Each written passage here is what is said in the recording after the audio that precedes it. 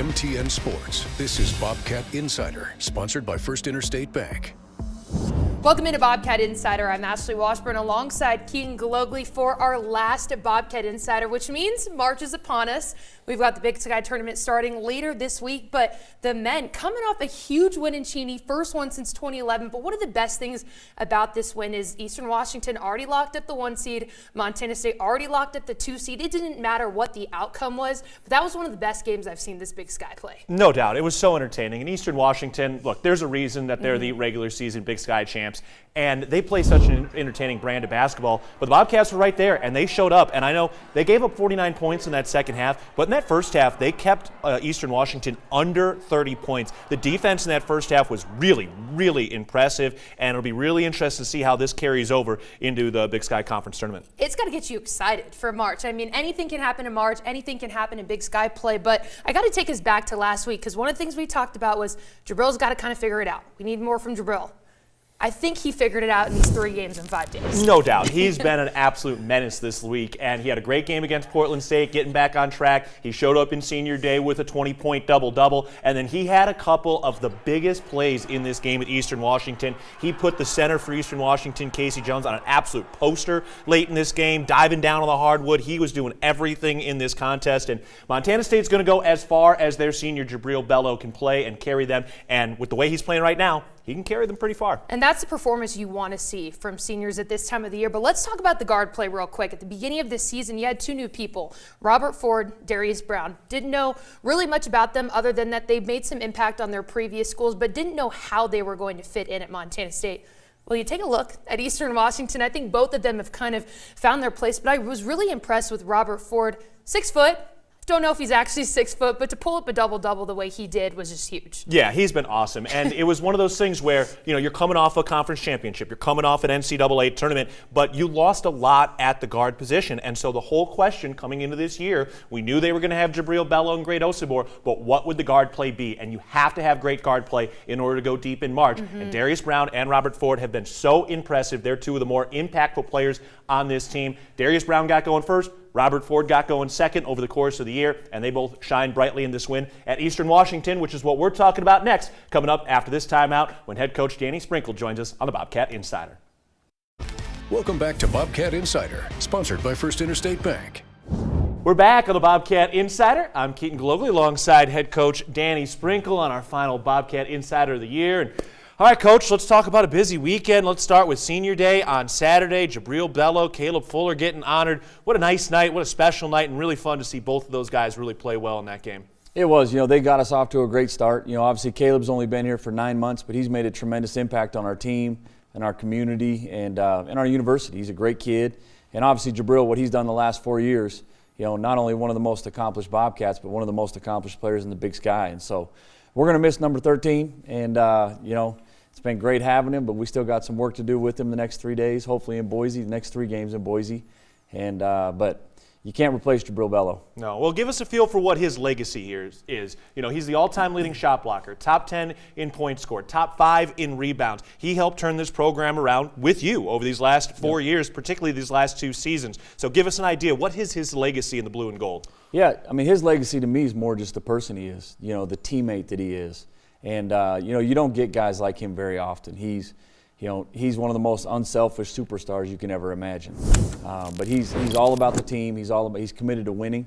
He does all the little stuff that help you win. Everybody gets enamored with his dunks and his block shots, but, even just watching the Eastern film on the flight, he's the one diving on the loose floor and getting a jump ball when we needed it. And so, those little things that impact winning, that's what, I think his legacy will be. No doubt. It looks like he's starting to peak as we get ready for the Big Sky tournament. And for Montana State, a 3-0 week with the 91-point outburst against Portland State. A nice defensive battle again, of course, against Sac State. And then this last Monday game against Eastern Washington. Yeah. And first of all, this was a game that they wanted. And I know the seeds were all locked up, but it was their senior day. It was one of their largest crowds of the year. And you ended their 16-game winning streak on that Reese court. That was a heck of an atmosphere. It was awesome. That place got loud. Like our players were saying, that was the loudest environment we played in. Probably other than Grand Canyon. And when they started making their run in the second half and making some of those crazy threes, that place was rocking. And I was proud of how our guys held their composure and they came down, executed, and we made some huge plays. Everybody, Darius, Robert, Raekwon, Jabril, everybody. And that's what good teams do. Well, you mentioned Robert Ford. He was really one of the stars in this ball game. He had a double-double. And look, he's not a big dude. He's listed at 6 feet, but all of a sudden you see a bunch of bodies kind of 6 feet. I know that. He's all 6 feet. You got a couple of big bodies all around the rim, and all of a sudden he just jumps up above everybody else. Yep. Tell me about what he can do on the glass. For him to have 11 boards in that game, like what does he do? How is he such a great rebounder? He's just got a knack. He's got a knack for where the ball's going to bounce off the rim, and he attacks it, and he is small enough too to where sometimes when the ball's coming down, he comes up and strips the big guys. And so he had some huge plays. He had some the 2 threes he hit were big, but his effort plays were huge, and obviously it culminated with the big offensive rebound at the end, which sealed the game. And then he was able to knock down those free throws and get a big win there, snapping at what was a 10-game losing streak for Montana State in Cheney. And, again, we mentioned that the seeds were locked up. They had the outright championship. But was there any thought of load management or resting your players for this game? No, never. And, our program's not built like that. And I don't care. As I mentioned last night, as long as we're wearing Montana State across our chest and we put that jersey on, we're going to come out, we're going to fight, and we're going to compete to win. And, that's what we start in the summer with our workouts, and it's not going to stop. I don't care if we play 10 days in a row, we're going to play. Well, hopefully you get a chance to play 3 games in 4 days coming up. The Big Sky Conference Tournament is due up next. Montana State will start on Sunday night, 8 p.m. for the tip-off. And here we go, Big Sky Tournament championship time, and a little bit of a different format here. So your quarterfinals will start on Sunday. If you get the win, you get an off day Monday, and then Tuesday and Wednesday. How do you like this new format? Yeah, I think it's good. We'll find out. They did it to try and protect the top seeds. And, luckily we're one of the top seeds, and so hopefully it works out. I'll let you know on Wednesday night if I like it or not.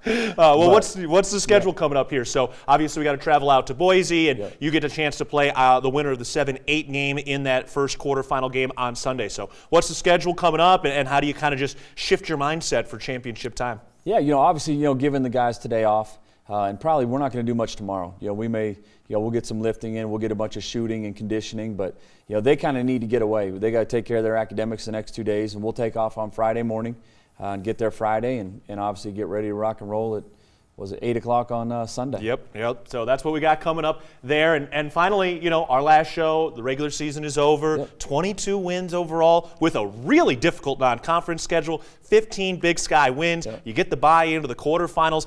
What a year. Give us some impressions of just kind of the ups and downs to get to this point at the end of your 4th year here. Yeah, we played a tremendous schedule, and I think a lot of those games early helped us in league, whether it was from an atmosphere standpoint or a physicality standpoint, playing Middle Tennessee, playing Arizona, and teams like that, Oregon. And, we saw a ton of different styles, which you see in this league, and so it prepared us. It seems like we've been on the road since November, which we have, but I think it all works towards this weekend, and I think our guys are built for this. And, 15 conference wins in this league is tremendous. As hard as the travel is in this league, I'm really proud of our guys. And they've had a bullseye on them, since last year's team. And a lot of the guys weren't on that team. But they've accepted that role, and they knew when they signed up and they put that Montana State jersey on that, they're going to have a bullseye on them, and they've responded. Well, you've made a lot of Bobcat country very, very proud, and now it's time to go get some dancing shoes on and get into tournament time. Exactly. All right, we'll take a break. When we get back, we'll be rejoined by Ashley Washburn on Bobcat Insider. Welcome back to Bobcat Insider, sponsored by First Interstate Bank. We're back on the Bobcat Insider. I'm Keaton Glogly alongside Ashley Washburn. We're going to turn our attention now to the Big Sky champion women's basketball team at Montana State. And Ashley, yes, they've got the championship, but this was quite the roller coaster weekend. The 3 games in 5 days, as hard as it is, but I think the best way we can describe it is there were a lot of ups. There were a lot of downs. Obviously started with a down at Sac State, picked it up at Portland State, got a clinch of that Big Sky title, and all they needed was one more win to get it outright, but they couldn't do it against Eastern Washington last night, which was hard because it was senior night, but because of that, it dropped into that 2 seed in the Big Sky tournament, and now they're sharing that title with 2 other schools, Northern Arizona and Sac State. Now, the bright spot is they still got the 2 seed because they could have ended up as a 3 seed. Even though Sac State is going to be a co-champ for the Big Sky regular season title this year, they still have to play the the 3 games in 3 days if they continue to win, again, as that 3 seed. But moving on from that, Darian White, what a tremendous performance on senior day, 27 points, and she just continues to climb up the chart. Well, we talked about it on the men's side. You want to see your senior step up. We're seeing Jabril step up. Well, yesterday when things were getting a little hairy in that Eastern Washington, it was the senior Darian White that stepped up, nearly scored half of Montana State's points, 27, but because of that, it brought her up to that 1,700 point club, and now she's just 60 points shy, which is a number that she can absolutely get in the Big Sky Conference tournament of becoming Montana State's all-time scoring leader. It'd be pretty cool if she could do that because she's had 2 shortened years due to COVID in her freshman and sophomore years, and it's not like she's just raining threes. I mean, her shots are difficult getting into the paint. It's much harder to do that with the 2-point shot than it is the 3-point shot. Well, absolutely, and that's why you look, and she's now the free throw all-time leader for Montana State because she's getting inside. She's doing the dirty work to try to put Montana State in a good position, but she wasn't the only senior that was honored last night. There were 5 of them in total, 5 of them that have all had a huge impact. We'll talk with head coach coming up after this break. Welcome back to Bobcat Insider, sponsored by First Interstate Bank. Welcome back to Bobcat Insider. I'm Ashley Washburn alongside Bobcat women's head basketball coach, and I think we should also add Big Sky champion to that title. Looking back to that Portland State game on Saturday, what was the moment like being able to celebrate knowing that you clinched a share of that title? Well, you know, you have to just make things as fun as possible when you're in the moments. And, you know, it was just a really complete game start to finish. And we wanted to do something different. We knew we weren't going to be at home to cut down nets. And kids been spraying me a lot all year. And so the coaches got to get them wet. We still got drenched the most. But it was just really fun. Just, you know, enjoying the moments with the people that you're spending a lot of time with. You're working really hard. And for that group to be able to accomplish that speaks volumes of just sticking together and finding ways and just finding a way to have a successful preseason. And it was a big comeback win over Portland State. When you take a look back on this week, there were a lot of highs, a lot of lows, specifically, unfortunately, losing to both Sac State and Eastern Washington. Was there any common denominator between both of those losses? Well, I think some defensive mistakes piled up. I thought trying to make some home run plays a little bit early. We talked about just there was a lot of emotion, particularly on the Saturday game, but I think there was a lot of thought process going into the Thursday game as well as where we were at in seeding, and really just got to get to the point where you just play focused, you trust the process, and I felt like that's what we were able to do against Portland State, and you know that's the characteristic of a Bobcat that we need to get back to. But more importantly, this conference is really tough, and so every game that you step onto the floor, you really got to be sharp on both ends, and you know that just showed us, you know, what we're capable of when we're turned on and we're really locked in, and what happens if we don't stay together. And so we're going to build from that experience. This team is resilient and definitely finds ways to bounce back. Tough conference is right. There's 3 teams that all have a share of the Big Sky title between Sac State, Northern Arizona, and now Montana State. But even taking a look at last night's game, Eastern Washington just seemed to be firing on all cylinders as well. An unfortunate loss on senior night, but one of the really big moments that I thought of that game was after you gathered your team center court and just had a couple moments of, you know, talking to them. What was that conversation like after the game? Well, just, you know, kind of reminding them of what they had accomplished. You know, I think that, you know, you've got to have your humility on victory and defeat. And you know, that was something that I just thought it was a little bit heartbreaking for your kids. It was senior night. You have your fans in the building. I think the expectations of things that could have been versus, you know, we just didn't get the job done. But I prepared them that you've earned a trophy and we're going to present you with that. And don't forget that these are hard. And, you know, typically when you get presented that trophy, it's after a win. So it just felt a little bit different for them. So just really needed to remind them of what they had accomplished during the regular season. And a lot of teams never get to say that or do that. And we actually took the trophy in the locker room and I had them look at it again with all the other trophies. And it takes an entire team and staff and a lot of times our fans for that to happen. So just wanted to remind them we were so proud of them. Well, despite maybe ending the regular season on a sour note, like I said, there still were really high points of this week, and I immediately think of Darian White, who just really was doing everything that she could last night to try to get her team back within reach to hopefully retake that game, and in the process made a little history, rattled off 27 points, and officially entered herself into that 1,700 point club. If this really is her last year with Montana State, because she has one more year of eligibility, how do you sum up what she's done in the last 4 years with this program, if you can? It's hard to sum up this young lady in her career, but I'll just say she's established a whole nother level of legacy. She's literally impacted the game in every facet at 5'6". And put her heart and soul into the Bobcat. She's elevated the program. She's a champion as far as how many rings that she's accomplished and feats that she's accomplished. But most importantly, she's done it with a smile on her face and been a great teammate. And the last week, you can see that she's really just, she's playing at the level that a champion plays at. And I really believe that she's an MVP in this conference. There's a lot of really talented kids, and I hope she gets recognized for what she does. But yeah, she's just been a special kid beyond the court, and so I don't really have a great answer. I'm like, there's just a lot of things I could keep talking about the kid. You've coached so many amazing women and talented women during your tenure here at Montana State, but when you take a look at the 5 that you honored last night, how special is that group as a whole? I know it's hard to say goodbye to those 5, but it's got to be special also taking a look at what they've done.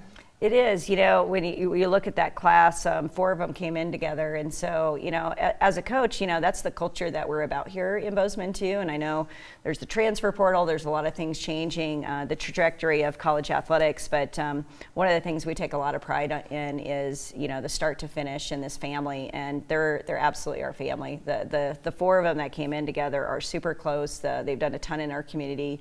Look at Cola Bad Bear with No More Stolen Sisters in our awareness games. But Kenzie Stumney having a career-ending injury, but yet staying connected with this program. It's a very special class, and those are the moments that it's really kind of hard to focus. And so you got to chalk some of that up to there are some nerves and really wanting to perform well for each other. But I was glad that they had the moment with the crowd that they had, because they've certainly earned it. And the road isn't over for these seniors either, because the Madness of March is upon us. You guys get the 2 seed in the Big Sky tournament, headed to Boise later this week. What's the key over these next couple days to hopefully solidify another ticket to March Madness? Well, really, you're at the time of the year where your focus better really tighten up of what you're thinking about, because really you got to survive in advance. Everybody uses that line, but it's absolutely true. And you have 40 minutes to prove it. And every opponent in the conference right now can win this Big Sky tournament. And we feel like we have the talent to do it, but we're going to have to execute. We're going to have to stay together. We're going to have to be really locked in, super disciplined. And we know Bozeman's going to go to Boise, so it's going to be loud for us. You are not wrong about that. That game on Sunday is going to be at 2:30 Mountain Time. They'll play the winner of Idaho State versus Portland State. And that game you'll be able to watch right here on the CW. Coach, as always, thank you so much for joining us. And thank you for joining us this season. I'm hoping that I'll get to cover this team very far into March. That sounds great, Ashley. We appreciate it. Absolutely. We'll have more on Bobcat Insider after this.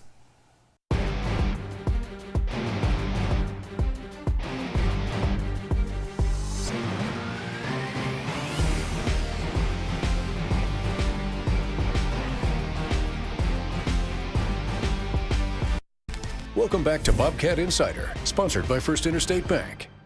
Welcome back to Bobcat Insider. Just a couple more minutes left. And hey, March Madness is officially here. Montana State men and women both locking in on that number 2 seed, which means they'll play on Sunday. They've got a little bit of time to get ready for that Sunday game. What's it looking like for the men? Who could they possibly play that day? So they've got an opportunity to play either Portland State or UNC, Northern Colorado, and that's going to be an 8 o'clock tip-off. It'll be interesting to see how Montana State kind of moves forward here.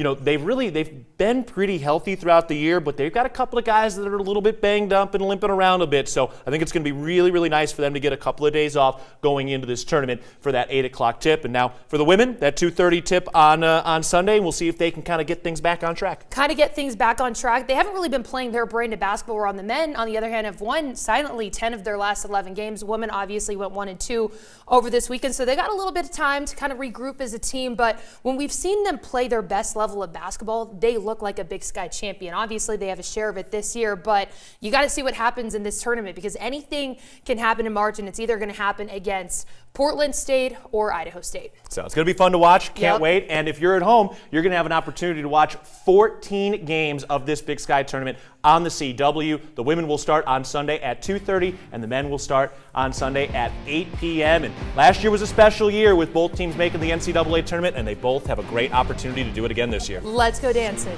Got to get those old dancing shoes out. I can't wait. So that's what's coming up. It's going to be a great opportunity. Thank you for watching all year long. For Ashley Washburn, I'm Keaton Galogly saying so long. Bobcat Insider for a final time this season.